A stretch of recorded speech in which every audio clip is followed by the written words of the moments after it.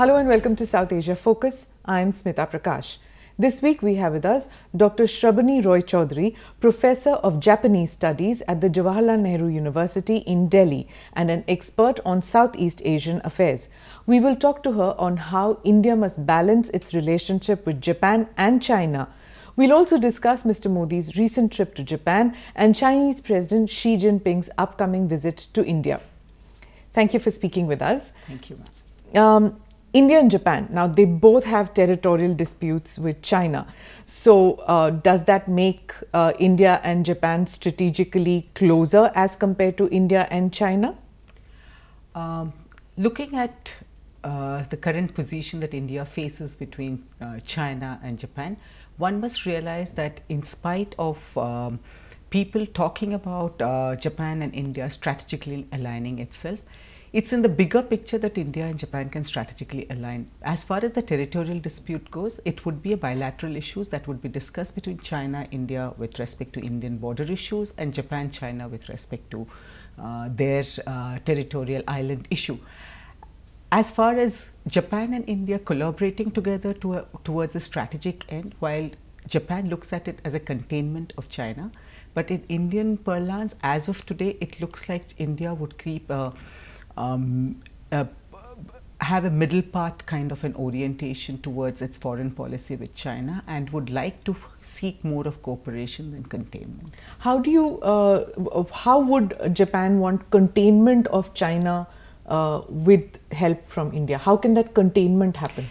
Japan's current Prime Minister Abe has been trying to push what is called the contributor to peace concern towards Asia, and in that on that light he has been traveling to Australia, Vietnam and Philippines, and of course he is also trying to promote the 2+2 dialogue that Japan and America had before. Currently they have signed up something of the same order is going to happen between Russia and Japan in November.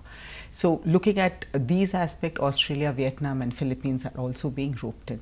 For Japan, it makes a lot of good sense to have India on board this whole platform of contributing towards a peaceful concern of Asia. However, for India to engage in a strategic alliance which shows as if towards a containment towards China would not be a position that India should take right now. Especially because we share a huge border with China. So how come when Abe travels, it's not seen as expansionist policy, but when Xi Jinping travels or when he reaches out to countries in Asia, it is seen as an expansionist policy? What is the difference between the two? Tell me. You must understand that with respect to China and from the Indian media as well as our Indian common man, our 1962 continues to be in the background of this historical event of war where India technically lost to China. In this kind of a scenario, India has there's a huge mistrust, or what we call in international relation, trust deficit between the two countries. So effectively, with China's background of its communism and its historically considering itself to be the center of the world, etc., there is always this fear that expands with respect to China. Whereas with Japan, while during the Second World War, Japan did follow an expansionist policy, but its humiliation with respect to the Second World War defeat, the atomic bomb being placed over Hiroshima and Nagasaki, Japan totally changed itself into a pacifist state with its constitution and the kind of international relation postures it took beyond Second World War. Japan has come clean on that image and is today considered to be a friend's friend and a most peaceful nation among the advanced countries. And it is therefore this fear from Japan is not there, but we should not forget that in 1970s they were considered to be the economic animal towards politics. So it's not just India which sees this expansionist image of China. I mean, most countries in Southeast Asia probably, if I was to put it very simplistically, fear China's interventionist policies rather than with Japan, because I mean, so many of them have, I think 8 countries or something have territorial disputes with China. So there is a balancing which is happening. So does India now have to choose between Japan and China? How does... As an academic person, we would not like India to make a choice between 2 countries. We must remember that today India is probably positioned best with respect to changing its foreign policy focus from almost being negligible contribution to the world or peaceful order. But for India today, India has its one card which it's often played is the non-alignment position, and out here also I think India would continue to place the non-alignment card up front and would not like to take a position between the 2 countries.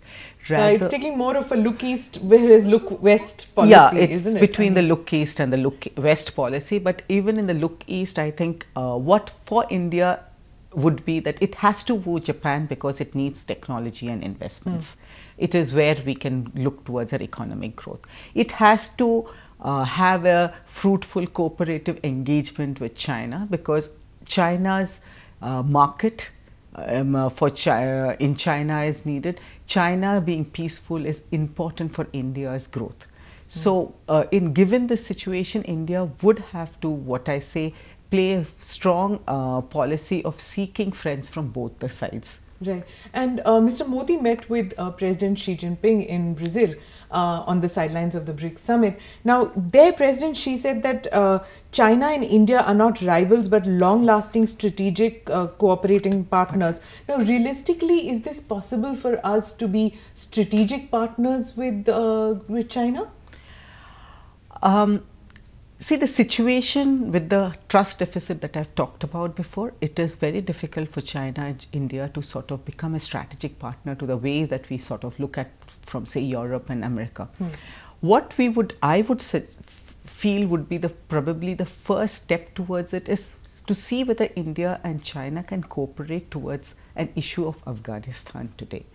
If both the countries can form some kind of an alliance and get across the issue of Afghanistan, that could be a step to gain some trust within India from the fear that we have with China. So some platform of working first has to happen. There's also the elephant in the room, which is Pakistan. So for India, the problem is if you engage with China, you have the problem of China having a very strategic, strong concern with Pakistan. And Pakistan is definitely not an ally of India. No one has any question on that account. So aligning with China would also suddenly change the entire positioning of our foreign policy. And Narendra Modi, for his nationalism that he promotes, I do not think that he would any day want to engage take this engagement between China and India to a strategic level at the offshoot of this visit itself. My contention in this issue would be that probably this would be more of an understudy kind of a situation. See, clearly Mr. Modi and Mr. Abe have a warm personal relationship, but observers in Gujarat, where Mr. Modi has been chief minister for over a decade, say that his style has been like China. He's modeled on that, like being an economic, reformer, economic reforms, cutting red tapeism. So his style of functioning is more in keeping with the Chinese model. Is he really with Japan, is it more a personal relationship, but actually on realistic terms we are more with China now? See, his working pattern being more like the China way of working is his working pattern per se. But today, being the Prime Minister of India, he might choose to operate on a system that is more like the China system. But as far as foreign policy goes, he cannot at the moment take a position of aligning himself more towards China. Within domestically, it would create issues for him, because you would have a lot of people who are apprehensive. As I said, the common man's trust deficit towards China is so strong that there would be more apprehensions if he engage. If he engages strongly with China, you will have definitely the Western powers also reviewing or relocating how they would look at Asia. But Prime Minister Modi is probably going to go to Naypyidaw, and how is he going to position India out there? I think a balancing power maybe out there between the two who are trying to get, trying to take it on their side. Yeah, I think for Modi, currently India, he will position India as a peaceful democratic country who would like to balance the equation in Asia such that oil slog is free of any issues, so that oil travels through the Southeast Asia to the East Asia. He would position himself as a person who would look towards meaningful trade between all these countries, and I think that is where his concentration would be today, leaving out the bilateral issues that are there between China and the ASEAN countries. Let's not forget, even for China, all that issues of string of pearl, etc., China would have to be much more careful. And as we see, the Premier is definitely looking at a 10-year period. After a period of 1 year in China, you see that he's gained strength. He is probably looking at 10 years period. If he is looking at 10 years period, he would definitely want to have a cooperative relationship. He talks about complementaries and robust relationship with India. Fact is, the first and foremost what China and India would probably try to do is to engage more productively in economic terms, not only with respect to seeing the trade balance between India and China, but also I think about how much more India can gain from investing probably slowly into China, or looking at some cooperative. Japan has pledged 35 billion in the next 5 years. How can President Xi Jinping top that now next week? No, I do not expect Xi Jinping really going topping the Japan factor, but what Xi Jinping might look at is opening up trade corridors between India and Japan, India and China. Also looking at how the landlocked countries between the South Asian region, how more cooperative relationship with respect to economics can happen. Because stabilizing this part of the world would be, I think, a concern of both China and India. So personalities play a very large role, especially in Southeast Asian politics, South Asian politics too. Both President Abe and President Xi Jinping, they come from political hierarchical families, whereas Mr. Modi has humble background. Do you think that Mr. Modi has the wherewithal to deal with both these leaders and to take the relationship forward?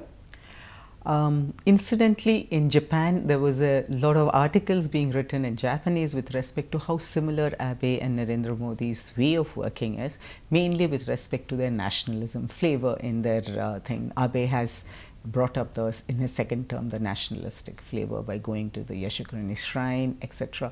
And Narendra Modi also has talked about at points of time. So interestingly, you have the Japan press actually saying that Abe and Modi has the same kind of operations, and whereas like we do hear that Abe has more of China's way of operation.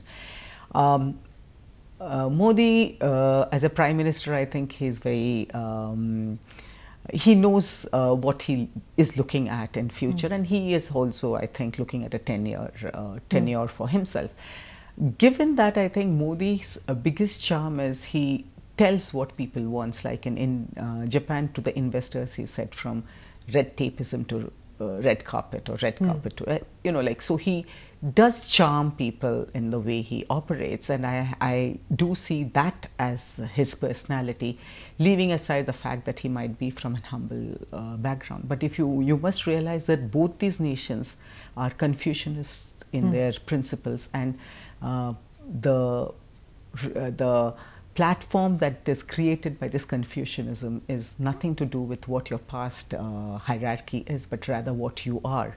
And the humility of both these nations do not go with respect to what whether you are an background of elite education, etc. It is rather what you as a personality is. So to that extent, I think Modi has much more acceptance in an East Asian circumstances. So I do not see that as a personality he would have issues just because of these hierarchies. Thank you very much for speaking with us.